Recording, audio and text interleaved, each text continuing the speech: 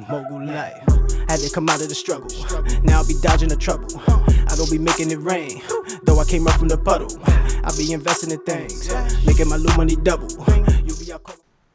Peace, kings and queens. You are now tuned into the Mogul Coaching Program with your coach, Ramel Young Mogul New Worlds, business professional, entrepreneur, and credit expert. In today's lecture, I'm going to break down what credit is. I'm going to answer any questions that a lot of people have submitted. I'm going to break down the credit profile so that you can get the ultimate credit score. All right? Credit is going to follow you everywhere you go in this life. And a lot of us, we may not think that credit is the financial vehicle of the future, but it really is. The value of the dollar is decreasing at an all-time high. So we need to understand how to leverage our credit to have a finer life. Having good credit can increase your quality of living, right? I'll give you a few examples. Credit. If you go and apply for a job, a good job, they run your credit because they want to see how financially responsible you are. If your credit is good, most likely you're going to be dependable, you're going to show up to work on time, and you're not going to be a nuisance. You're not going to be a horrible employee because your financial history is strong. Insurance rates, health insurance, because you have bad credit, right? They give you high insurance rates because they feel that you are stressed out. Because if your finances are not in order, then you have a hard time being happy. This is how important and impactful credit is. You go apply for a student loan. You have poor credit, you're not getting it. Credit is going to follow you everywhere in this life. If you go and get an apartment, a house, a car, trust me when I tell you, credit is really the financial freedom vehicle that we can utilize to take ourselves from here to here. The true definition of credit is the ability to make payments over time, on time. A lot of times when we're not new or when we are new to an industry, we think it's so much more complex than what it really is. But when we break it down to simple forms, it's easy for us to dissect. Credit is the ability to make payments on time over a long period of time. This is how you build strong credit. And once you make these payments over time, on time, you get a credit score. And that score is the number that the lenders, creditors, banks utilize to determine your level of credit worthiness. It's just like you're back in grade school where if you get an A, B, C, D, E, F in your class, it determines your level of mastery when it comes to that subject or course. So we want to make sure that we treat our credit scores with the same level of intensity so that we can increase our way of living. My mission is to increase the financial IQ of millennials across the nation. So this is how we do it, by understanding what credit is. So on this credit scale, when you have your credit score, 750 and above is considered excellent credit. A good credit score is 700 to 749. Fair is 650 to 699. Poor is 550 to 649. And bad is 550 and below. Now, I put this credit scale here because I wanted you to, if you haven't checked your credit, go and check it now on annualcreditreport.com, or you can download a credit check total and find out your credit scores and then see where you are on this scale. Because you need to know where you are and create a plan to get to the highest level. Excellent credit score, you pretty much can get approved for anything. You can walk into the dealership and pretty much get a nice fancy BMW with no money down, low interest rates because you have an excellent credit score.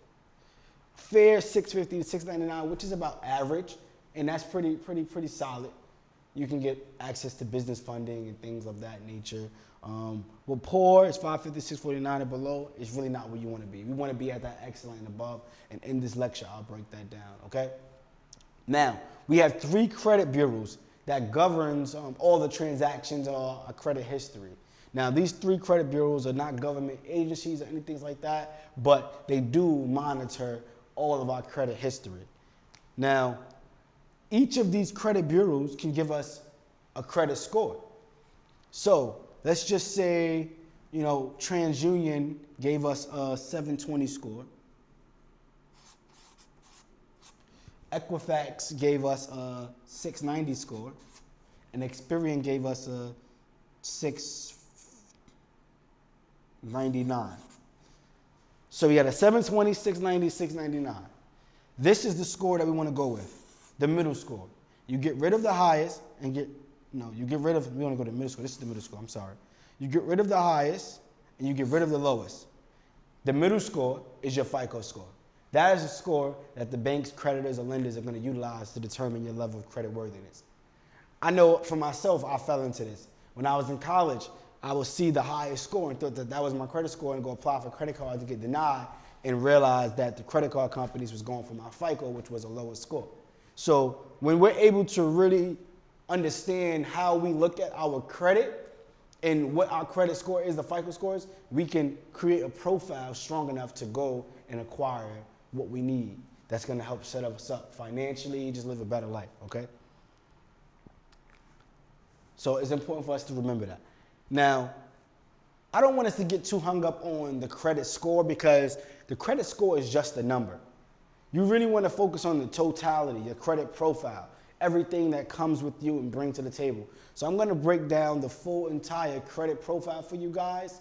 And this is really going to help you when you're going to apply for a car, a house, a boat, whatever it may be. You know how to structure your profile, or you know what your profile needs in order to have higher chances of being approved.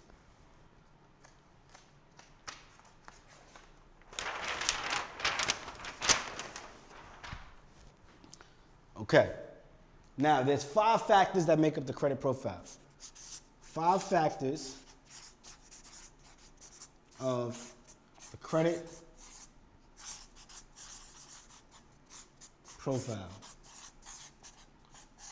Very important. This is very important for us to understand. Okay? The first factor is payment history.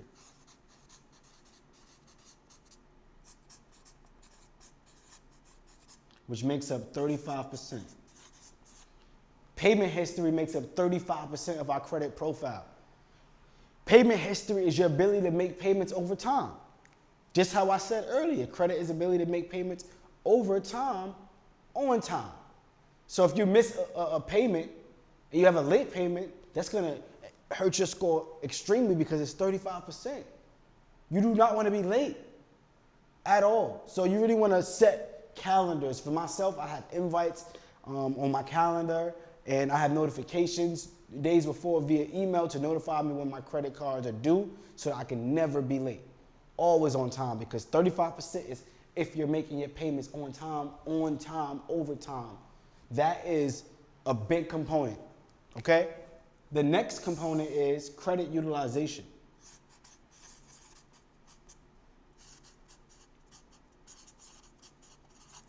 Which is 30%.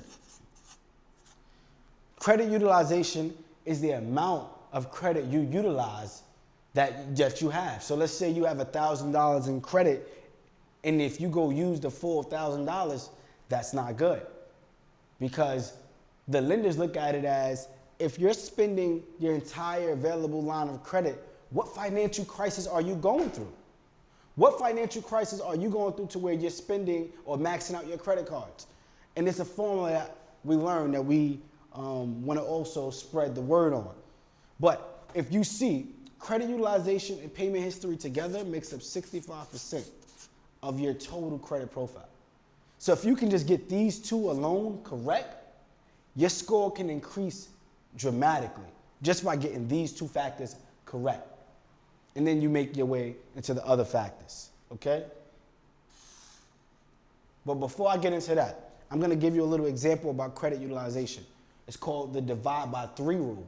There's no concrete number, but this rule has helped for me, and if you can go even lower, that's going to be better. Divide by 3 rule is, let's say you have a credit card with $900 on it. You want to divide that by 3, and now you get $300. You have to discipline yourself to say, this is now my new credit limit, $300. Divide whatever your available credit line is by 3, and you discipline yourself to say, I only have $300, and then you can spend $300 and make payments over time. Don't go pay the $300 off all at once. It's okay, you can, but to build a stronger profile, you want to make payments of $50 over the next 6 months. This is how we build a strong profile. Now, this is 30%. However, keeping your balances under 20, 10, 5% is even better. But 30% is the mark that we set, okay? The third factor that goes into your credit profile is length of credit history,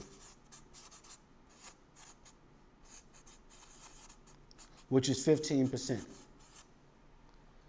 Your length of credit is how long you've had credit. So, for example, for someone who's had credit for 10 years, they may have a 690 credit score. Somebody who may have credit for 3 years may have a 750 credit score. So the 10-year, they have a lower credit score, but they have a stronger profile. And when they go and apply for loans, they may get approved quicker than the person with the highest score because you haven't had credit for that long. So the creditors don't know how financially responsible you are. So you can have money for a year or two, but for somebody who's shown financial responsibility for 10 years, they are much more qualified because you've done it over a long period of time. That sustainability is the underlying factor. So my tip, a lot of people ask me is, should I ever close out credit cards once I pay them off? The answer is no. If you have a credit card and you pay it off, just keep it active. You want to keep that balance open because it adds to your average history of accounts. Do not close out cards. You keep them open, you pay down the balance, and you just leave it, okay? The fourth factor that goes into your credit profile is your mix of credit, which is 10%, okay? So there's different factors or different types of credit. The 3 types of credit I'm gonna walk you through is installment loans,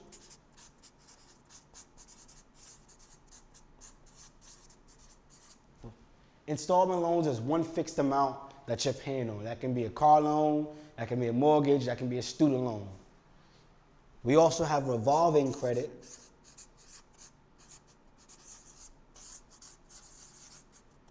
Revolving credit is any credit line that revolves, right? So it's like a revolving door, open, close. So if you have $1,000 on a card, or let's just say $900 on a card, and you spend $900 and you pay it back, you now have that $900 again. It's continuously, you have that ongoing line of credit. And then you have open-ended accounts. So open-ended accounts is anything, excuse my handwriting. Open-ended accounts are accounts that varies on a 30-day basis. So you can have a light bill, phone bill, gas bill, depends on how much you use, and that determines how much you owe. Now the trick is to diversify your credit profile by having these different types of accounts. For someone that doesn't have any installment loans, but has revolving credit, like credit cards, and you go and apply for a car, the likelihood of you getting approved is less because you've never had a car loan. So the creditors do not know how you are with car payments. You may be good with credit card payments, but you may not be good with car payments. So the goal is to diversify and get a student loan, a car loan, or a mortgage with credit cards. Have different types of accounts on your credit because it makes your profile that much stronger. And this is how you ultimately get to the 800 club because you have different things, different accounts. The last factor is new credit, which is 10%, okay?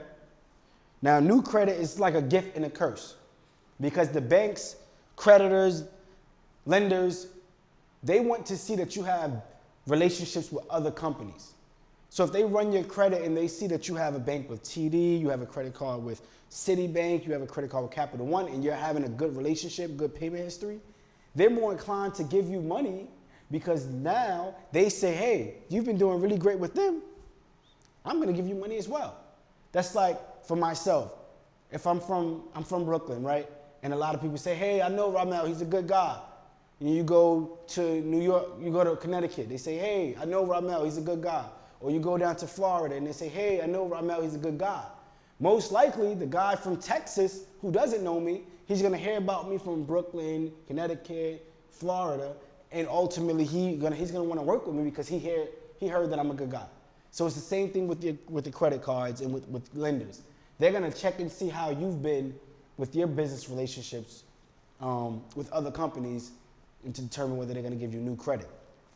Now, if you go out and apply for a bunch of credit all at once, your score is gonna drop dramatically because, again, the lenders look at it as what financial crisis are you going through to where you're applying for so much debt at once.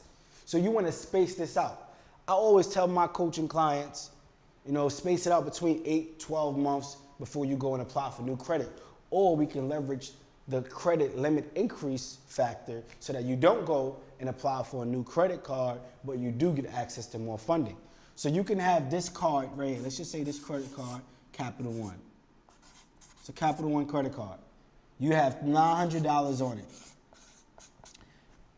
Capital One has this component to their credit cards where if you make your payments 5 months consecutively over time, as an introduction, they will increase your credit limit. So this is what I did. I had a $900 credit card limit. Over the next 5 months, automatically, you don't even have to apply. They just gonna increase it to $1,500. And you do that for another 6 months, 12 months. Your credit card, it might increase to now $3,000 and continue to go, and without you applying for new credit. So you have no new credit, but you have more access to credit, so your credit utilization goes down. So let's just say you now have $3,000, but you only spent $300 of it. You have a larger line of credit, which helps boost your credit utilization and helps ultimately boost your score. Okay? So this is extremely important for us right here because this is life. Understanding how our credit profile works in its totality, it's what's going to help us be successful as entrepreneurs or even as everyday individuals. We need to understand that credit is going to really be the vehicle that's going to make or break us. But of course, this is an entrepreneurship seminar. It's an entrepreneurship lecture. It's an entrepreneurship lecture. So we always want to talk about how do we leverage our credit, because entrepreneurs always say, I don't have the money. If I had $10,000, this is everything I can do. I can do so much. If you don't have the money, but you have the credit, you can be able to leverage that to actually get more funding, and which I'm going to break through today. But before I do that, excuse me, I need some water.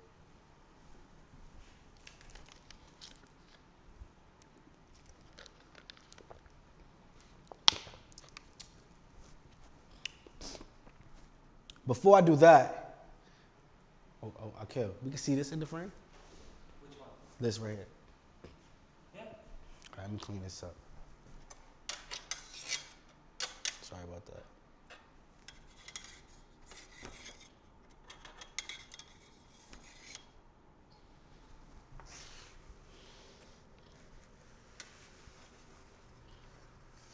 All right, I'll look good. It's okay because you're in the frame, like the attention is not going there, so that's fine.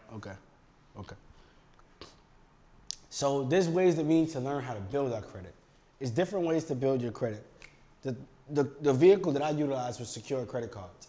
I was in college, I opened up a secured credit card for Capital One, and then I started to apply the strategies that I'm teaching you guys now. And within 3 years, I built my credit to 780, and I was able to leverage that to acquire, if you guys know my story, I acquired a $1.2 million brownstone, 25 years old, because I leveraged my credit. Didn't have not much cash. I had a little bit of cash, but if I didn't have the credit, I wouldn't have been able to do that at all. My commercial cleaning franchise, credit, okay? Building credit.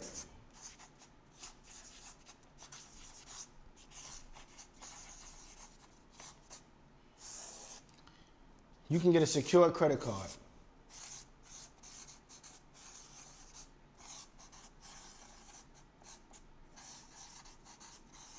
Okay? This is a good way to start out because it's very accessible for the everyday person. And they do have credit cards for individuals who have poor credit, but they may ask you for a down payment just to show that you have some skin in the game. If you have bad credit or you have no credit, they don't know how to judge you. So you need to put some money down.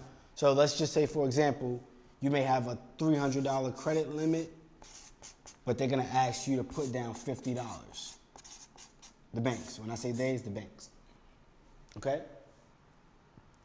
So you put down $50, they give you access to $300, and you follow the steps of dividing it by 3 equals 100,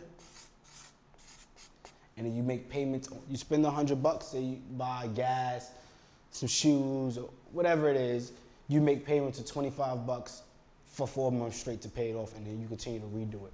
This is how you build your credit, okay? On the flip side, this $50 is accruing in interest over time. So you put this $50 to the side, it's not a ton of interest, like 0.001, but that's accruing interest. So if you ever was to close the account out, they'll give you back your $50 with the interest that is made. But the catch is, you never want to close down your accounts. You always want to keep it active. You can do the same thing with a secured loan. A secured loan is the same thing as a secured credit card, just that the banks cut you a check. So you sit down at the bank and you ask them for a secured loan, you put down $50, they'll cut you a check for $300. Simple, okay? And then you follow the same strategies. You want to pay back $200 immediately because it's cash, and then you pay the $100 over time. My favorite way to build credit that I love to talk about is authorized users.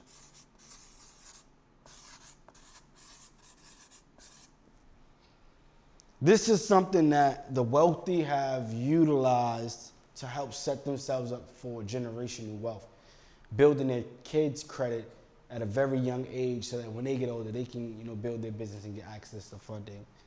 Authorized users are when a credit card holder adds on another person as an authorized user, and all of the credit payments and history and transactions are reflected upon the person who's authorized. So let's say you have me here. This is me, and I call up my credit card company. This is the credit card company right here, right?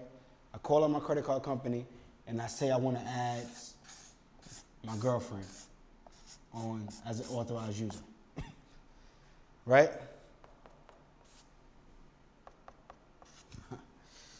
So I called the credit card company. I say, hey, I would like to add my girlfriend on, or my wife, or whoever, friend, sister, as an authorized user for my card.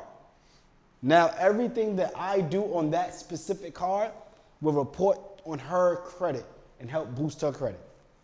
So if this card is a $10,000 limit and it's been around for 5 years, that now boosts her credit because it shows that she has a $10,000 card and has had it for 5 years.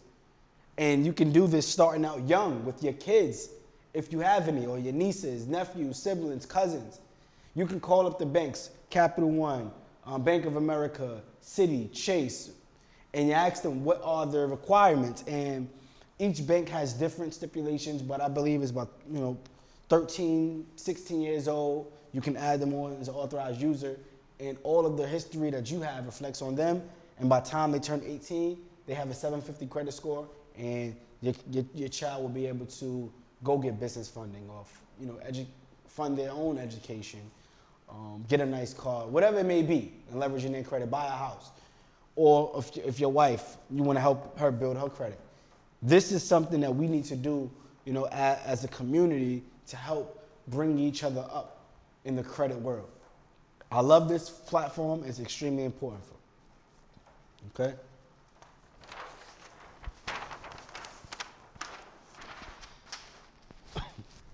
Now, I'm gonna go through how we leverage our credit, and we built our credit. This is how we leverage it to get into real estate or get into any business, right? So say you follow the strategies of building your credit, you understand how to analyze a credit profile, and you've built your score to 740, okay? Let's just put this over here. You had a 740 score, okay?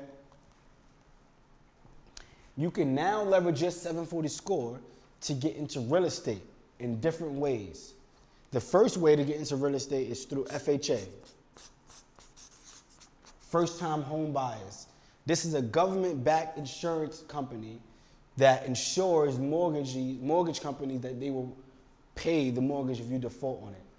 This is for people that's been a first-time home buyer. So they allow you to put down with a decent credit score, and you don't even need a 740, but all you have to do is put down 3.5% of whatever the purchase price is.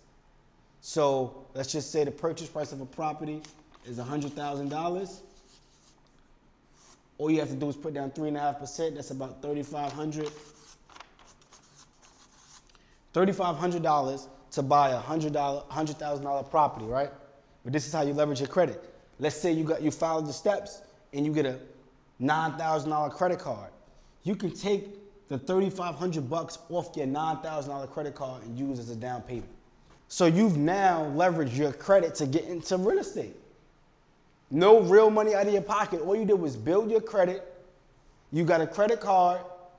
You have $9,000 on it. You leveraged FHA, and you took the $3,500 off of your credit card. Another way you can do this is LTV.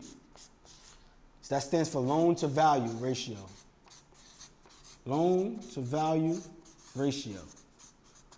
So if you're very skilled, which I'll teach you how to evaluate a deal in another lesson, but if you're very skilled in evaluating deals in real estate and you work with wholesalers and you're able to get a good deal at a good price, private money lenders are a group or community of investors that pull their money together to help fund business ventures for startup investors like yourself. They will give you, based on your credit score, they give you a percentage of whatever the value of the property is after you repair it. So let's just say the after repair value of a property, again, just to use simple numbers, is $100,000. This is how much it's going to cost once it's fully renovated, okay?